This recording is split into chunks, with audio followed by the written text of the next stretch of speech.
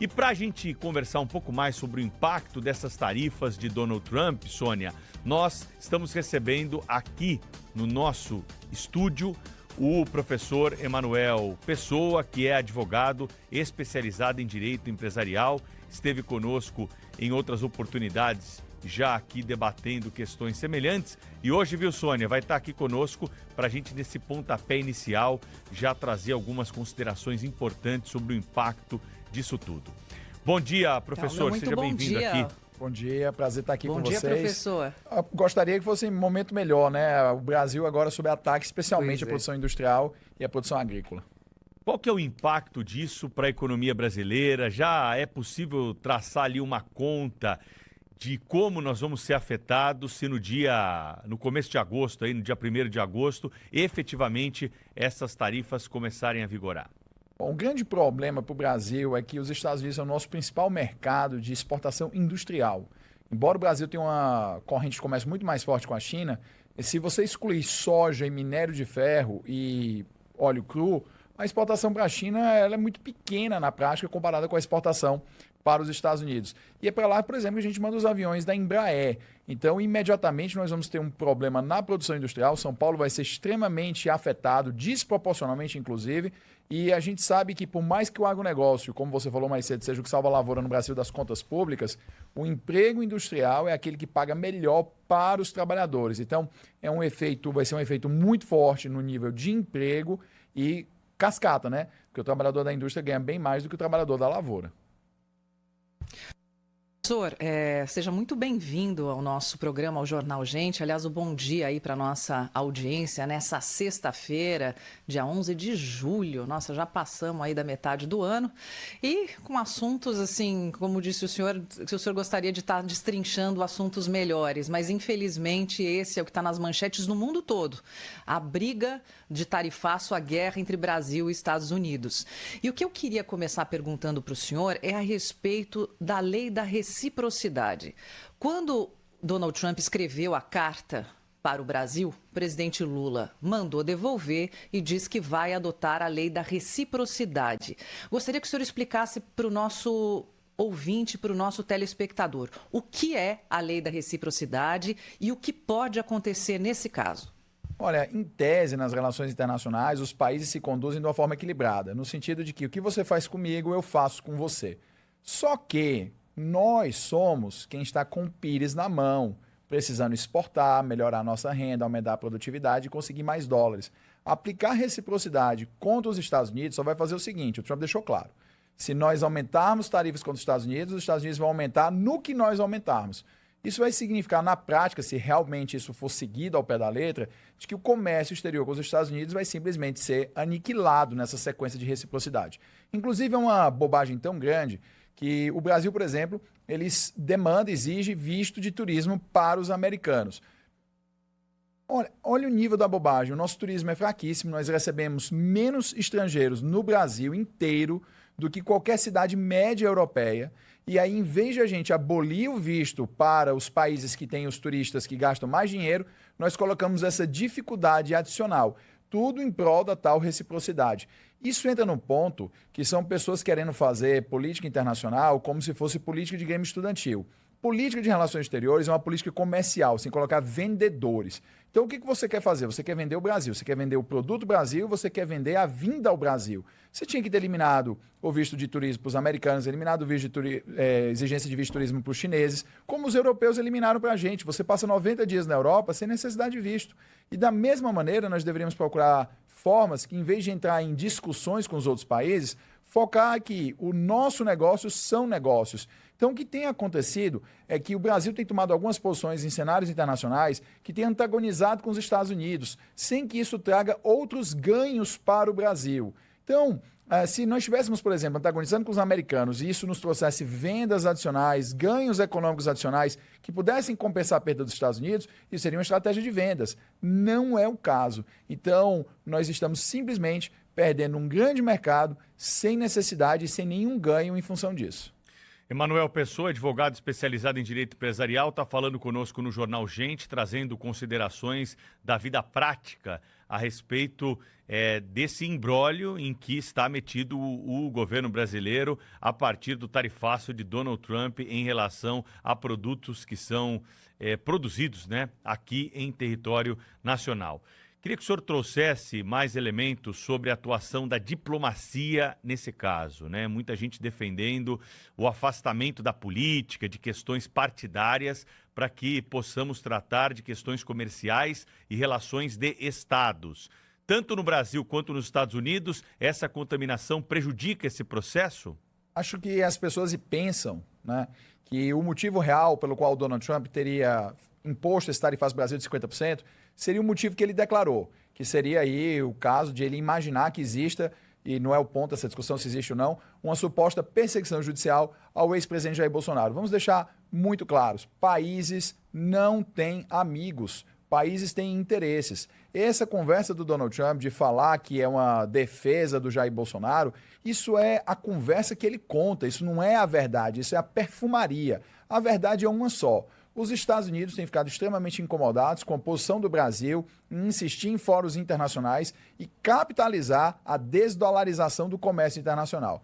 Você veja que, por mais que a desdolarização do comércio internacional seja de interesse especial da China, o Brasil defende muito mais isso do que o governo chinês. E o motivo é muito simples. A China tem trilhões e trilhões e trilhões de dólares guardados de superávit comercial. A China não quer desdolarizar a economia internacional de forma imediata. Aí vem o Brasil, que não ganha absolutamente nada com essa discussão. O Brasil que não tem uma moeda forte, o real, pelo contrário, é uma das moedas mais voláteis do planeta.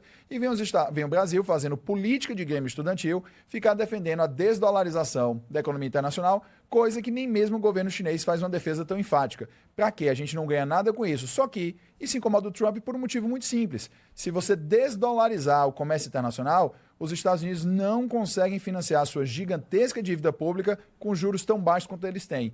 Então, nós entramos em uma conversa na qual nós não temos cacife, na qual nós não iremos ganhar absolutamente nada, e essa é a razão real do Donald Trump estar aplicando tarifas de 50% ao Brasil. Não tem absolutamente nada a ver com a defesa do ex-presidente Jair Bolsonaro. Isso é apenas a conversa que se fala. Da mesma maneira que fique muito claro, a questão das ordens secretas do Supremo Tribunal Federal, que, segundo o Trump, teriam restringido o direito à liberdade de expressão de empresas americanas, também não é o fator determinante. É muito ingênuo alguém acreditar que os Estados Unidos não abraçariam o Supremo Tribunal Federal, que o Trump não colocaria um boné na cabeça escrito Xandão se você não tivesse um alinhamento do Brasil com os Estados Unidos. A gente tem que se lembrar que os americanos, por mais que eles falem em exportação de democracia, eles abraçam as ditaduras sempre que isso for economicamente vantajoso para o país. Então, a única razão pela qual o Trump não tem um boné na cabeça escrito Xandão é que hoje o alinhamento do Brasil é contrário aos Estados Unidos. E a defesa ao Bolsonaro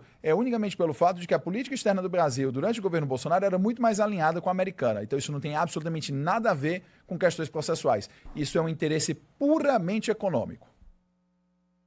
Professor, é justamente isso, muito interessante o senhor tocar nesse ponto, porque a Índia, por exemplo, é um país do BRICS, mas vem compondo com os Estados Unidos para não ser aí penalizada. Índia que vive um ótimo momento econômico, inclusive no sentido de não querer ameaçar o dólar.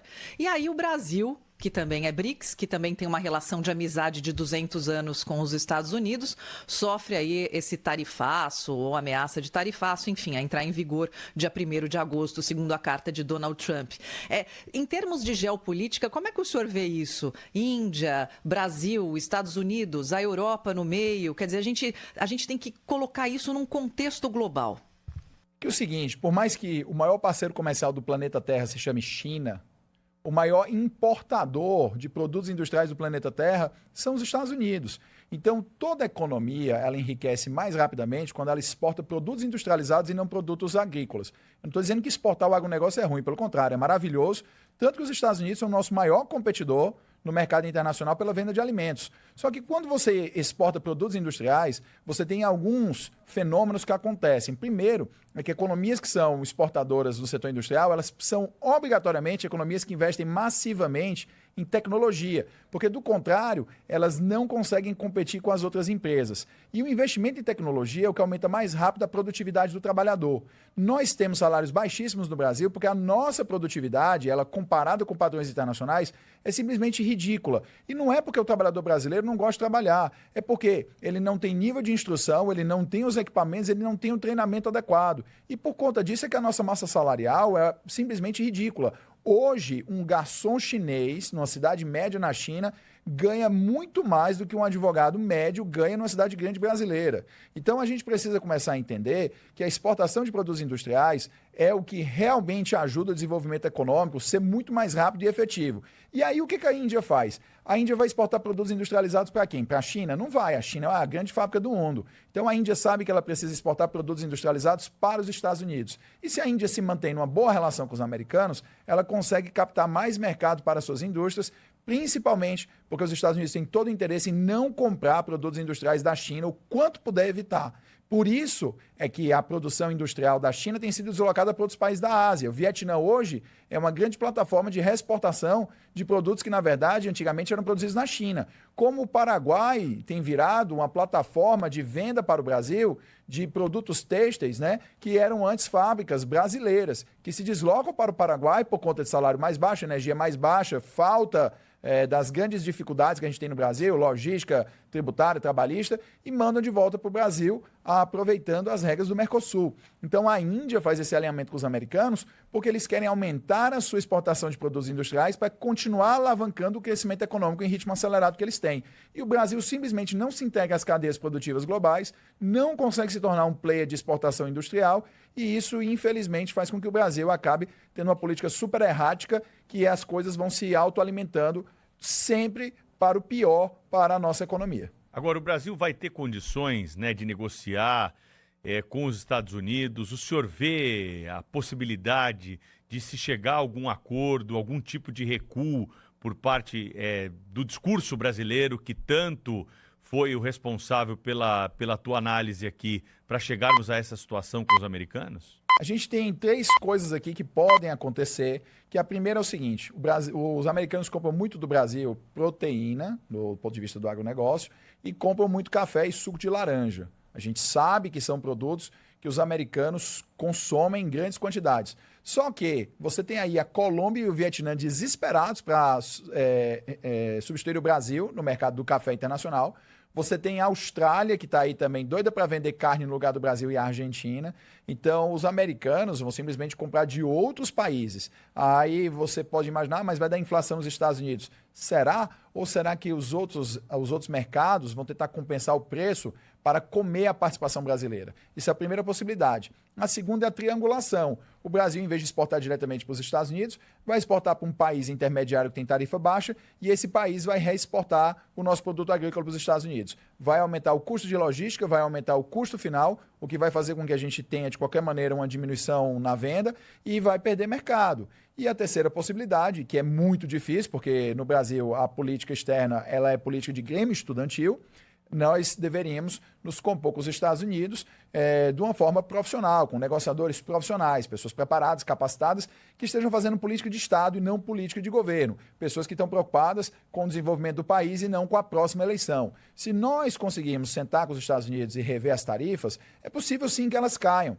Isso aconteceu, por exemplo, com o Vietnã. O Vietnã ia ter algumas das tarifas mais altas do Donald Trump e fecharam um acordo comercial com 20%. E veja, não existe nenhuma pessoa que entenda minimamente de economia que não saiba que dos 132 bilhões de dólares de produtos industriais que o Vietnã exporta por ano para os Estados Unidos, veja, Vietnã, país pequeno, população pequena, exporta 132 bilhões de dólares de produtos industriais para os Estados Unidos por ano. Não tem quem não entenda do ramo que não saiba que isso são indústrias chinesas localizadas no território do Vietnã. E mesmo assim, eles conseguiram fechar um acordo de 20% de tarifas. Então a questão é deixar que os profissionais sentem à mesa e parar com essa ideia de querer agradar pessoas pensando em simplesmente polarizar para uma próxima eleição. Essa pergunta do Pedro foi interessante, professor. Sua resposta incrível também, porque a gente sempre, no nosso comentário ontem, está na hora dos adultos voltarem à sala, né? Porque o grande debate, inclusive aqui nos jornais da Europa, é: o Brasil deve negociar ou retalhar? Claro que a negociação é sempre o melhor É que como caminho. é que você vai retaliar os Estados Unidos? Os Estados Unidos têm um PIB de Exato. 35 trilhões de dólares. O Brasil tem um A PIB de onça 2 já foi trilhões. cutucada com a vara curta, né, professor? Mas é um PIB de 2 trilhões de dólares do Brasil, que é o mesmo que era em 2010, tá? Só para deixar muito claro, o PIB brasileiro hoje é o mesmo em dólar que era em 2010. Então a gente tem aí um crescimento de exportação que foi basicamente aumentar a venda nesse período todo. Foi aumentar a venda de commodities, principalmente para a China. Tá? Então a gente vai fazer o quê? O que é uma retaliação contra os Estados Unidos? O Brasil realmente acha que o Brasil é super relevante na balança comercial, na importação e exportação dos americanos? O Brasil é praticamente uma irrelevância no comércio internacional dos Estados Unidos. O Brasil não representa hoje em participação na economia mundial menos do que representava em 1980. A gente só perde espaço. Por quê? Porque o que adianta retaliar? É igual a questão do turismo. A gente tem aí, por exemplo, o Rio de Janeiro. O Rio de Janeiro não recebe 3 milhões de turistas estrangeiros por ano. Se receber um, recebe muito. Como pode uma coisa dessa? Aí você vai lá na Espanha, você tem praias que recebem 5, 6, 7, 8 milhões de turistas por ano, mas você tem um paraíso como Angra dos Reis e não recebe gente. Por quê? Porque você tem que obrigar um americano ou um chinês a passar por um procedimento extremamente demorado, complicado para conseguir o visto brasileiro, muitas vezes em repartições consulares no exterior, em que você não tem a fala, o domínio da língua local e você não consegue trazer esses turistas para o Brasil e você quer imaginar ainda que você vai retaliar enquanto nós precisamos vender. Nós somos o país pobre da história. Nós somos as pessoas com baixo quantidade de empregos disponíveis. Somos nós que temos que tentar vender e não simplesmente dizer vamos retaliar. Essa história de dizer que vai retaliar é uma maneira simplesmente de inflamar a base eleitoral pensando na próxima eleição, enquanto que estadistas pensam no bem do país. O governo tem que negociar com o governo? Essas entidades podem negociar por fora? É uma pergunta que está chegando aqui de alguns dos nossos ouvintes, né? Há uma preocupação hoje sobre a urgência desse tema, até porque não podemos esperar, né, professor? Essa pergunta foi talvez assim uma pergunta fenomenal, porque ela abre margem para explicar algo que poucas pessoas entendem, que faz muito mal ao Brasil. Nos Estados Unidos, o lobby ele é regulamentado. Significa que você tem maneiras pelas quais grupos de pressão podem atuar perante o governo americano e o Congresso dos Estados Unidos para alterar regras e legislação. Então, por exemplo, no Brasil, alguns setores, especialmente do agronegócio, tem representação em Washington e tem, sim, firmas de lobby contratadas que os ajudam aí a tentar conduzir regras do governo americano para chegar nos resultados desejados. Então, é óbvio que as entidades privadas brasileiras, principalmente do agronegócio, Embraer e outras, vão tentar, sim, utilizar firmas de lobby nos Estados Unidos, que é um recurso lá considerado legítimo, legal, regulamentado, para influenciarem as decisões do governo americano para tentar incluir esses setores nas exceções das tarifas. Isso pode vir a acontecer, como, por exemplo, quando o Trump estava com tarifas de mais de 100% sobre a China, e em um dado momento ele recuou nas tarifas sobre telefones, porque, do contrário, o valor do iPhone poderia chegar nos Estados Unidos a $2.600. Nossa, professor, de fato, é um bastidor bem importante. Nessa carta do Trump para o Lula, tem a defesa das big techs americanas que estariam sofrendo aí políticas desleais por parte do Brasil. Nos bastidores, a gente sabe, né, que é um Trump enfurecido aí com a regulação dessas empresas por parte do Supremo Tribunal Federal.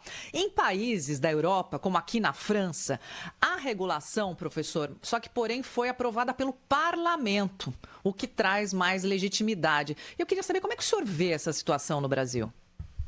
Olha, a natureza, ela abjura uma coisa chamada vácuo, tá? Se você criar um vácuo em qualquer lugar, a natureza puxa o que estiver ao redor para preencher. Então, o que você tem no país? Você tem executivo no país que não sabe exercer sua autoridade, isso não é esse governo, é histórico. Desde o Sarney até agora, o nosso executivo, ele acha que exercer poder é passar medida provisória, e não é. Tanto que as medidas provisórias foram sendo restringidas ao longo dos anos por diversas emendas constitucionais. E nós temos um legislativo que está mais preocupado com divisão de verbas e loteamento de cargos do que efetivamente estabelecer políticas públicas. E aí, obviamente, o que acontece? O Supremo Tribunal Federal é provocado o tempo todo e quando você exerce o poder, você não quer deixar o poder para trás. Isso é igual ao paladar. Quando você começa a comer melhor, o paladar não retrocede. Então, quando o Supremo Tribunal Federal descobriu o gostinho do que é tomar as decisões e comandar o país, A gente acha mesmo que eles vão voltar para trás em autocontenção? Isso não vai acontecer. As pessoas que criam problema não são as pessoas que resolvem o problema. Então, se a composição atual do Supremo Tribunal Federal entendeu em exercer os poderes do judiciário de forma imperial no Brasil, a gente não vai imaginar que serão eles que irão se autoconter. Isso caberia ao Legislativo, particularmente ao Senado. Só que no Brasil, o Senado Federal jamais, esqueçam qualquer ilusão. Na próxima eleição, o pessoal da direita fala, nós vamos eleger a maioria e nós vamos fazer o impeachment do Alexandre de Moraes. Isso não vai acontecer. Podiam eleger 80 senadores. Não vai acontecer, por um motivo simples. No Brasil, quem julga os políticos, os senadores e os deputados, é o Supremo Tribunal Federal. E quem julga, do ponto de vista político, o Supremo Tribunal Federal são senadores. Então existe uma política do eu não te julgo, você não me julga. Você não contém os meus excessos, os seus processos criminais não andam. Com exceção do Collor. Quem foi o senador condenado pelos diversos crimes que nós vimos na TV, que apareceram, as denúncias e tudo, nos últimos 20 anos? Você não vai encontrar outras pessoas. Você não vai encontrar isso. Por quê? Porque nós estamos diante de uma política em que simplesmente não há um incentivo correto. Afinal de contas, eu tenho que julgar quem vai me julgar. Então, no Senado, julga quem julga o Senado. E quem julga o Senado é julgado pelo Senado. Então, é óbvio que você não vai ter autocontenção dos poderes. Então, quando o Trump fala disso, ele realmente tem razão numa determinada coisa. O Brasil tem soberania para determinar o que vale dentro do seu território. Restrição... Eu não concordo com restrição de liberdade de informação da maneira como o Supremo faz, inclusive mediante processos que são sigilosos quando não estão nas hipóteses de sigilo, mas isso é uma discussão à parte da nossa. Aqui entra no Trump é a seguinte, que é o único ponto em que ele pode dizer que está correto. As decisões judiciais brasileiras, elas não valem nos Estados Unidos sem a aprovação dos Estados Unidos. E o Supremo Tribunal Federal muitas vezes está passando ordens determinando que empresas americanas nos Estados Unidos pratiquem atos que são contrários à Constituição americana. Nesse ponto, o Trump está correto. Agora, no ponto dele determinar se o Supremo Tribunal Federal pode ou não fazer isso no Brasil, isso não é problema dele. Isso é um problema nosso. Estando certo ou errado o Supremo, isso só depende do Brasil, do Senado brasileiro, da população brasileira para resolver esse problema. O que ele está certo é, as decisões do Supremo não podem valer nos Estados Unidos, contrariando as normas americanas. Então, a gente tem aí que ele usou isso como um pretexto, porque realmente é o que eu falei antes. O único motivo desse tarifaço é uma tentativa, vamos dizer assim, dos americanos de punirem o rebelde tropical nessa questão da desdolarização da economia internacional. Todo o resto é perfumaria. Essa crise com os Estados Unidos pode impactar em outras relações comerciais que o Brasil tem pelo mundo com os outros parceiros comerciais? Com toda certeza impacta outras relações por um motivo muito simples. A gente vai precisar reorientar as nossas exportações para algum lugar. Então, lógico, a gente está pensando no pior cenário. Pode ser que daqui a uma semana o Donald Trump retroceda, pode ser que mude as coisas. A gente já viu isso acontecer com ele, porque ele usa negociação de uma forma muito transacional. Ele não está preocupado com a relação de longo prazo, ele está preocupado em resolver um problema dele imediato. Então, o que pode acontecer aqui? O agronegócio ele vai ter que vender essa produção que deixaria de ser vendida para os Estados Unidos em outros mercados. Para vender em outros mercados, nós temos que baixar o preço. E isso foi muito parecido com o que aconteceu na guerra da Ucrânia. A Rússia, para continuar exportando petróleo, vendeu petróleo para outros países, e deixou de vender para a Europa, a preço mais baixo. O Brasil comprou muito petróleo russo depois da invasão da Ucrânia, a um preço extremamente descontado. Então, talvez o Brasil tenha que vender suas commodities e produção industrial a preço descontado em outros países, o que provavelmente vai gerar retaliações e acusações de dumping. Então, nós podemos ter aí vários pequenos efeitos cascatas com outros parceiros comerciais reclamando aí dessa eventual derrubada de preço artificial de produtos brasileiros. Sônia, mais alguma questão aí para o professor que está conosco aqui? Emanuel Pessoa, advogado especializado em direito empresarial. O senhor mora na China, né? Não mais, voltei, estou morando de volta no Brasil. Mas a última vez falou com a gente da China, né? Tava na China. Ficou quanto tempo por lá? 1 ano e meio indo e vindo. Indo e vindo. Morou em Beijing? Em Beijing. E aí, qual é o resumo dessa experiência aí para a tua área de atuação? O Brasil hoje está no momento em que nós deveríamos aproveitar melhor o fato de que existe uma nova Guerra Fria no mundo, né? Essa Guerra Fria agora é China e Estados Unidos. E quando você teve a Primeira Guerra Fria, a Europa Ocidental se beneficiou muito, porque a Europa estava destruída depois da Segunda Guerra Mundial. Só que com a disputa entre a União Soviética e Estados Unidos, a Europa soube capitalizar para captar massivamente investimento e dinheiro a fundo perdido dos Estados Unidos para se desenvolver. E o Brasil hoje é um grande campo de batalha entre os Estados Unidos e a China, porque segundo previsões, em 2045, o Brasil vai ser a segunda maior economia do Ocidente. A Europa vai em franca derrocada por conta de envelhecimento da população, talvez consiga reverter um pouco o seu declínio econômico agora com investimentos mais fortes no setor de defesa, que é o setor que mais gera tecnologia, mas a previsão atual é que o Brasil em 2045 será a segunda maior economia do Ocidente. E como o Brasil não é o México, né? O México será a terceira maior economia do Ocidente, o México está colado aos Estados Unidos, o Brasil tem um distanciamento da China e da América, né, dos Estados Unidos, que faz com que esses países tenham que disputar o Brasil, seu mercado e a sua opinião política como um campo aí para domínio geopolítico. Então, se nós soubéssemos capitalizar isso, nós iríamos conseguir muitos investimentos americanos e muitos investimentos chineses. Mas para isso a gente precisa de política profissional e não de política partidária. Professor, então rapidamente uma pergunta, eu sei que o nosso tempo é curto, mas a entrevista com certeza está mexendo com a nossa audiência. Argentina negociando acordo de livre comércio com os Estados Unidos. Como é que fica o Mercosul com essa situação entre Brasil e Estados Unidos e a Argentina com essa negociação? O Mercosul perdeu a razão de ser há muito tempo. Há muito tempo. Tá? Não faz absolutamente o menor sentido nós temos o Mercosul. Por quê? Existe uma assimetria gigante do Brasil e dos outros países. Então, o Mercosul ele era uma proposta, basicamente, de reafirmação da força brasileira nos anos 90, por conta do fato de nós termos um mundo unipolar, em que só havia os Estados Unidos como grande potência, depois do fim da Guerra Fria com a derrubada da União Soviética. Então, a ideia de ter o Mercosul era o Brasil aumentar o seu poder, o seu cacife em negociações internacionais, por meio de uma coalizão de países da América do Sul. Só que nós nunca conseguimos harmonizar as economias locais, nem as políticas locais, por conta das instabilidades que esses países, incluindo o Brasil, possuem. Então nós temos um tratado de livre comércio que, na verdade, não tem um livre comércio, porque existe uma quantidade gigantesca de exceções. Nós temos a ideia de tarifa externa comum, que também não funciona adequadamente, porque nós temos um imenso número de exceções, e nós temos países que mudam o alinhamento a todo tempo. Então, por exemplo, até o Milei, nós tínhamos um alinhamento extremamente à esquerda da Argentina, que fazia com que a Argentina não quisesse celebrar acordos de livre comércio com ninguém. Estavam indo fazer o acordo de livre comércio com a União Europeia, porque quando foi imaginado esse acordo há 20 anos atrás, fazia sentido para aumentar a nossa exportação de commodities. Hoje, o acordo agregaria muito pouco às economias locais. Então, hoje você tem um governo do Milei de direita, que na verdade ele quer fazer livre comércio com os americanos para conseguir exportar mais produtos agrícolas e conseguir investimentos industriais na Argentina, justamente aproveitando esse dinheiro, né, uma combinação do dinheiro que vem de fora com o acúmulo de capital argentino por conta da exportação do agronegócio. Então, você tem uma situação que o Mercosul, os dois principais parceiros, primeiro uma assimetria gigante, o Brasil é desse tamanho, a Argentina é desse, e os dois principais parceiros querem coisas diferentes. Não faz sentido esse acordo já deveria ou ser realmente evoluído para um livre comércio efetivo, ou ele deveria ser extinto para que nós pudéssemos negociar livremente os nossos interesses ao redor do mundo.